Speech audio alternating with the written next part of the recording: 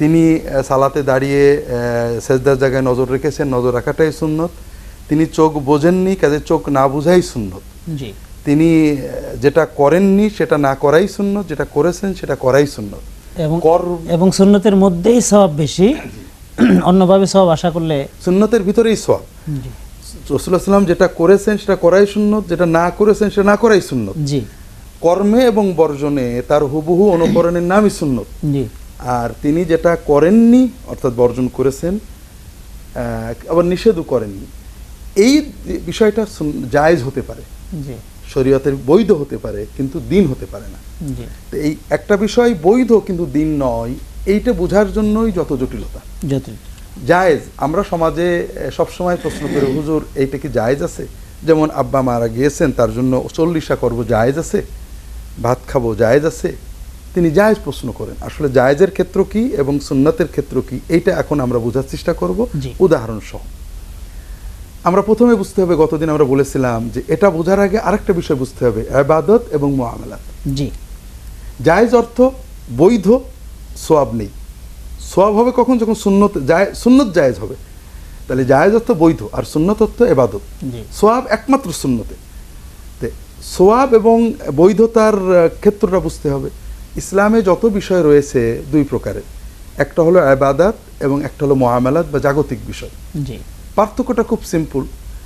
যে কর্মটা আমরা আল্লাহর জন্য করি, দুনিয়ার কোনো প্রয়োজনে নয়, একান্তই আল্লাহকে খুশি করতে, দুনিয়া বা আখিরাতে তার কাছে সওয়াব পেতে করি, এটার নাম ইবাদত। আর যে কাজটা মানুষ মানবীয় প্রয়োজনে করে, আস্তিকও করে নাস্তিকও করে, সকল ধর্মের মানুষই করে, গোটা মানব জাতি করে। হ্যাঁ, গোটা মানব জাতি করে, বিশ্বাস থাক অথবা না থাক করে, এটা হলো জাগতিক মুআমালাত, মানবীয় বিষয়, প্রাকৃতিক বিষয়। জি। যেমন খাওয়া দাওয়া, পেশাব পায়খানা, গোসল, পোশাক আশাক, যত কিছু আছে, এটা আমরা মানুষের বেশি বাড়ি ঘর করছি, প্লেনে চড়ছি, সাইকেল চালাচ্ছি, ঘড়ি ব্যবহার করছি, এগুলো সব মুআমালাত, এগুলো মানুষ হিসেবে করবেই।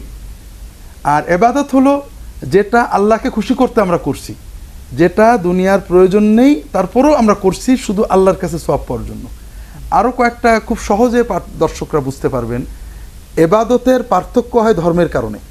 আমরা পাশাপাশি 3টে বাড়ি, বাঙালি, একেবারে একই জায়গার মানুষ, আমরা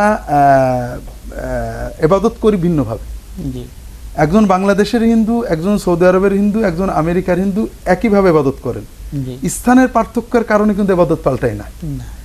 কিন্তু আমরা বাংলাদেশের 3জন 3 ধর্মের 3 ভাবে ইবাদত করি, আল্লাহকেই ডাকছি কিন্তু 3 ভাবে। একজন খ্রিস্টান যেভাবে করছেন, মুসলমান সেভাবে করছেন না। একজন মানুষ মারা গিয়েছেন, মুসলমান যেভাবে করছেন, অন্য ধর্ম আরেকভাবে করছেন। এই জন্য ইবাদতের ক্ষেত্রে পার্থক্য হয় ধর্মের কারণে, স্থানের কারণে না। আর মুআমালাতের ভিতরে পার্থক্য হয় স্থানের কারণে, ধর্মের কারণে কম। যেমন আমরা 3জন বাঙালি পাশাপাশি থাকি, আমাদের রান্না কিন্তু একই রকম, মশলা একই রকম, তরকারি একই রকম, রান্না পদ্ধতি একই রকম, বাড়ির পদ্ধতি একই রকম।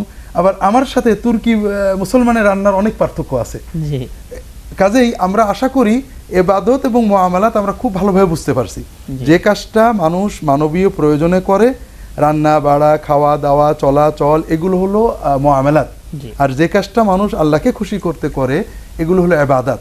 কিছু বিষয় আছে ইবাদত মুআমালাত জড়িত, যেমন পোশাক, এগুলো মূলত মুআমালাত। আমরা যে কোনো পোশাক পরে করতে হবে, কিন্তু পোশাকটা আমি নির্দিষ্ট কাটিং করেছি রাসূলুল্লাহ সাল্লাল্লাহু আলাইহি ওয়াসাল্লামের ইত্তেবার নিয়তে, তখন এটা ওইটুক সুন্নত হয়ে যায়। এটা আমরা পরে আসবো ইনশাআল্লাহ। তাহলে প্রথম বুঝলাম আমরা আমাদের জীবনের সকল কর্ম ইবাদত ও মুআমালাত দুই ভাগে বিভক্ত। সুন্নত যেখানেই আছে সেখানেই সওয়াব। মুআমালাতের ক্ষেত্রে বা ইবাদতের ক্ষেত্রে সুন্নতের বাইরে কোনো সওয়াব নেই। মুআমালাতের ক্ষেত্রেও আমরা খাচ্ছি, যে কোনোভাবে খেতে পারি, বসে, দাঁড়িয়ে, হাত পা মেলে দিয়ে, শুয়ে, কিন্তু সুন্নত মতো খেলে সওয়াব হবে। অন্য খেলে জায়েজ হবে অধিকাংশ ক্ষেত্রে, কিন্তু সওয়াব হবে না। আমরা বাড়িঘর বানাচ্ছি, বিবাহ শাদী করছি, শরীয়তের ভিতর থেকে, অর্থাৎ রাসূলুল্লাহ করেন, উনি নিষেধ করেননি, এই পর্যায়গুলো সওয়াব হবে না, গুনাহ হবে না, জায়েজ হবে। কিন্তু ইবাদতের ক্ষেত্রে কিন্তু আমাদের এখানে উদ্দেশ্য বৈধতা না।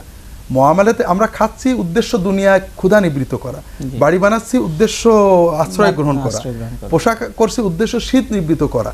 এখানে সওয়াবটা উদ্দেশ্য নাও হতে পারে, সওয়াব উদ্দেশ্য না হলেও কোনো গুনাহ হয় না, কেউ যদি শীতের জন্য চাদর গায়ে দেয়, এখানে আল্লাহকে খুশি করার কোনো নিয়ত নেই, এর জন্য কোনো গুনাহ হয় না।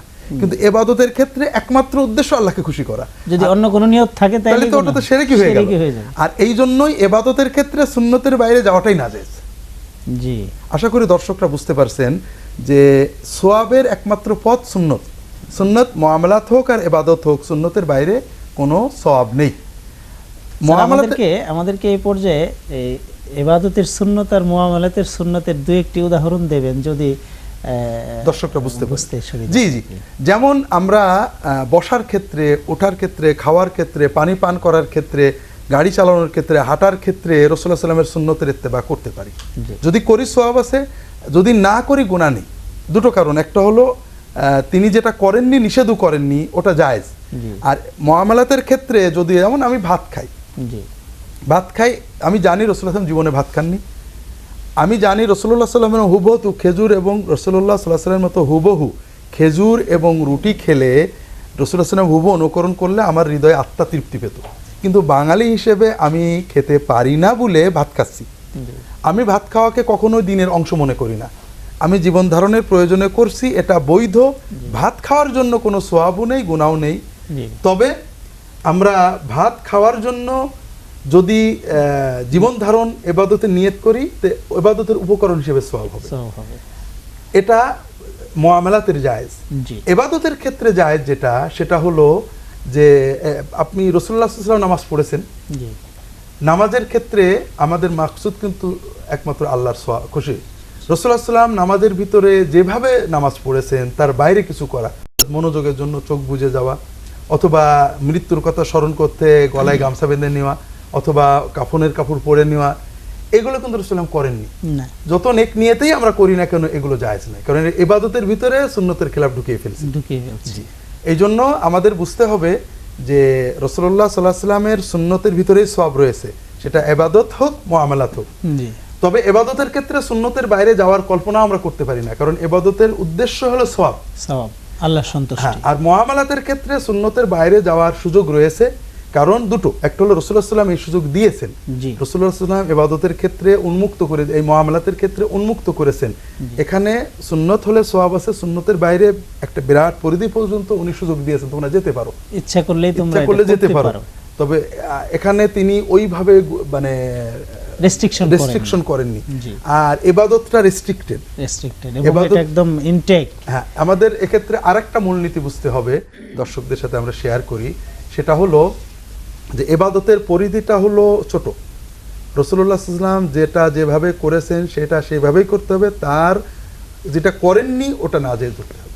যেমন রাসূলুল্লাহ সাল্লাল্লাহু আলাইহি ওয়াসাল্লাম ঈদ দুটো করেছেন, তিনটে করেননি, কাজে আমরা নববর্ষে আরেকটা ঈদ করব, এটা আমাদের জন্য জায়েজ নয়। আমরা একথা বলতে পারবো না যে রাসূলুল্লাহ সাল্লাল্লাহু আলাইহি ওয়াসাল্লাম করেননি, কিন্তু কোনো হাদিসে তো নেই যে 3 নম্বর ঈদ করা যাবে না, কাজে আমরা নববর্ষে অথবা পহেলা জানুয়ারিতে, আমরা পহেলা মুহররমে আমরা আরেকটা ঈদের নামাজ পড়বো, আরেকটা ঈদ পালন করব, এটা বলতে পারবো না, কারণ রাসূলুল্লাহ সাল্লাল্লাহু আলাইহি ওয়াসাল্লাম করেননি।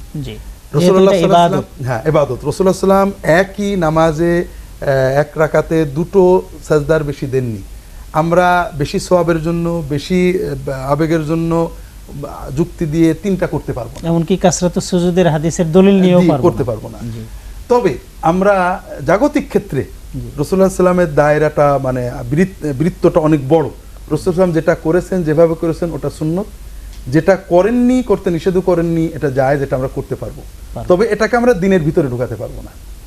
এইভাবে আমরা ইবাদত এবং মুআমালাতের পার্থক্যটা যদি বুঝতে পারি, তাহলে আশা করছি আমরা জায়েজের ক্ষেত্র এবং সুন্নতের ক্ষেত্র, সুন্নত জায়েজ কখন বেদাত হয় সেটা বোঝা সহজ হয়ে যাবে। আলহামদুলিল্লাহ, এই জায়েজ কখন বেদাত হয় এটার উদাহরণ আমরা আপনার কাছ থেকে শুনবো। স্যার, একটা ছোট্ট বিরতিতে আমাদেরকে যদি এই বিষয়টা পরিষ্কার করতেন যে কিভাবে জায়েজ বেদাতের রূপ নেয়, সমাজের উদাহরণগুলো কি কি?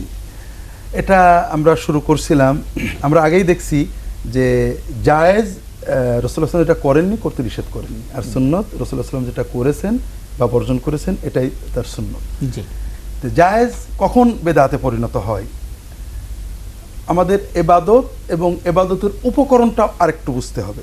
অর্থাৎ আমরা নামাজ পড়বো, এটা ইবাদত, আর নামাজের জন্য পোশাকটা উপকরণ। মসজিদ নামাজের একটা ফিক্সড স্থান তৈরি করা, এটা ইবাদত।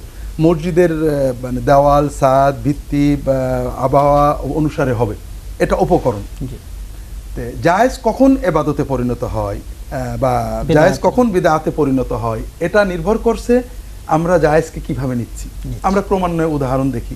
একটা উদাহরণ আমরা গত পর্বে বলছিলাম যে মসজিদের জন্য কংক্রিট ব্যবহার করা, আযানের জন্য মাইক ব্যবহার করা, এগুলো এবাদতের উপকরণ। রাসূলুল্লাহ সাল্লাল্লাহু আলাইহি ওয়াসাল্লাম করেননি, করতে নিষেধ করেননি। এটাকে যদি আমরা মুআমালাতের পর্যায়ে রাখি যেটা জায়েজ, তাহলে ওটা সমস্যা নেই, কারণ রাসূলুল্লাহ করেননি, করতে নিষেধ করেন। কিন্তু যখন ওটাকে দ্বীনের অংশ মনে করব, এটাকে সোয়াবের অংশ মনে করব, তখন ওটা বেদাত হবে এবং ইবাদতের অবিচ্ছেদ্য অংশ বানিয়ে ফেলব। এখন অনেকেরই দর্শকদের প্রশ্ন হবে, আমরা তো মসজিদে মাইক দান করি তো সোয়াবের জন্য, মসজিদে এসি লাগাই দিচ্ছি সোয়াবের জন্য, তো সোয়াব না হলে এটা করছি কেন আমরা? এটা খুব সহজ প্রশ্ন। এটা আমাদের পার্থক্যটা খুব সহজে বোঝা যায়। আমরা মসজিদ নামক এবাদত যে কোনো মসজিদ হলেই হবে। রাসূলুল্লাহ সাল্লাল্লাহু আলাইহি ওয়াসাল্লাম মসজিদ মানে খেজুরের পাতার ছিল, আমরা কখনোই মনে করব না যে আমরা এই টাইল দিলে সওয়াব বেশি হবে। আমরা মাইকে দিয়ে যদি মনে করি যে মাইক এবাদতের অংশ, মাইক না দিলে সওয়াব কম হবে, আজানের মানে অংশ কমে গেল, তাহলে ওটা বেদাত হয়ে যাবে। আর যদি মনে করি মাইক দিচ্ছি যেন বেশি মানুষ আজান শুনতে পায়, বেশি দূরে যায়, যত মানুষ শুনবে আমার সওয়াব বাড়বে, অথবা বড় মসজিদ এখন মুসল্লিরা কেরাত শুনতে পায় না, তারা শুনতে পাওয়ার কারণে সওয়াব বাড়বে, তাহলে এটা উপকরণ হিসেবে যায় এবং যতটুকু মানুষ ইবাদত করবে ততটুকু সওয়াব হবে। যেমন এসি লাগালাম, এসি কিন্তু ইবাদত নয়, কিন্তু এসি যদি মানুষের নামাজ নামক ইবাদত শান্তিতে পড়ার সুযোগ করে দেয়, তাহলে ওটা ইবাদত। আর এই জন্যই এক গ্রামের নামাজের ইবাদত, ইবাদতের মানে উপকরণ হিসেবে সওয়াব হবে। এই জন্য একটা মসজিদে গেলাম, শীতকালের এলাকা, সেখানে এসির দরকার নেই, আমি যদি মনে করি যে বেটারা মসজিদ এত সুন্দর বানাইছে, এসি দিইনি, ওদের সওয়াব কম হচ্ছে, তাহলে আমি আমার অন্তরে কিন্তু এসিটাকে ইবাদতের অংশ বানিয়ে ফেলেছি। অথবা আমাদের সমাজে অনেক মানুষ আছেন এসি ছাড়াই শুধু ফ্যানে খুব ভালো শান্তিতে নামাজ পড়তে পারেন, আবার অনেক মানুষ আছেন যারা এসি ছাড়া শান্তিতে নামাজ পড়তে পারেন না, প্রকৃতি, পরিবেশ, আবহাওয়া, মানে সামাজিক স্ট্যাটাস ইত্যাদির কারণে। এই জন্য এসি, ফ্যান, কংক্রিট, বিল্ডিং এগুলো কোনোটা ইবাদত নয়। এগুলো ইবাদতের যতটুকু সহায়তা করবে ততটুকু সওয়াব পাওয়া যাবে। মাদ্রাসা আমরা বিল্ডিং করছি, আসলে বিল্ডিং ইবাদত নয়, পড়াটা ইবাদত। এই বিল্ডিংটা পড়ার যতটুকু সহায়তা করবে ততটুকু ইবাদত হবে। কাজেই আমরা যদি মনে করি যে এই মাদ্রাসার বিল্ডিং কম, কাজে সওয়াব কম, তখন ওটা বেদাতে পরিণত হয়, গাছতলায় পড়লে সওয়াব কম হবে। এখন আমরা যে উদাহরণগুলো দিলাম এগুলো সম্ভবত দর্শকরা সহজে বুঝেছেন। এবার আমরা কঠিন উদাহরণে আসব। অর্থাৎ এগুলো মুআমালাতের ক্ষেত্রে, উপকরণের ক্ষেত্রে সাধারণত আমরা এই ভুল করি না, কিন্তু ইবাদতের ক্ষেত্রে এই ভুল করি, আমরা অল্প অল্প করে যাই। যেমন আমরা জিকির করছি, জিকির ইবাদত, এবং ইবাদতের ক্ষেত্রে যতক্ষণ রাসূলুল্লাহ সাল্লাল্লাহু আলাইহি ওয়াসাল্লামের অনুকরণ হবে ততক্ষণ সওয়াব।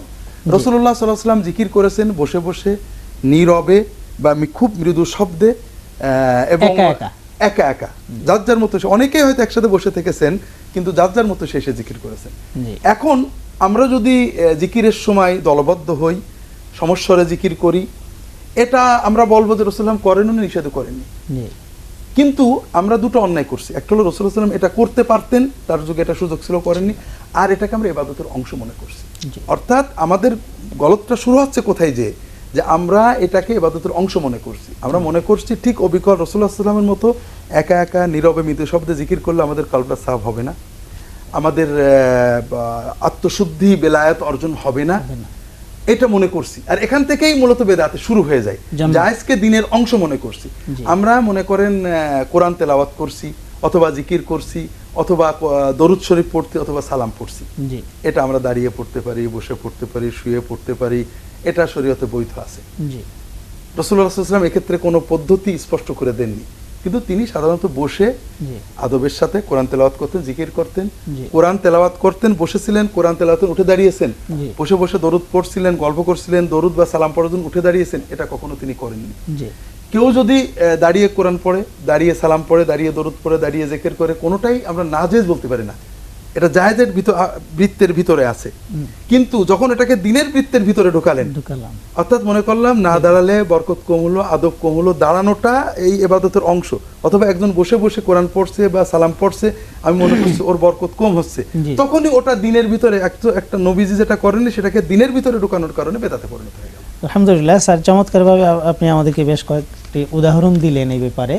তো আমাদেরকে এই এই পর্বগুলোর আরও কয়েকটা পর্ব আমাদেরকে সামনে করতে হবে এই বিষয়গুলো পরিষ্কার করবার জন্য। তখন উদাহরণগুলো প্রাসঙ্গিক ক্রমে আরও শুনবো আপনার কাছ থেকে ইনশাআল্লাহ। তো আপনি কষ্ট করে আমাদের স্টুডিওতে এসেছেন, আজকে সময় দিয়েছেন, আল্লাহ তাআলা আপনাকে জাযায়ে খায়ের দান করুন। বারাকাল্লাহ। হাইয়াকুমুল্লাহ।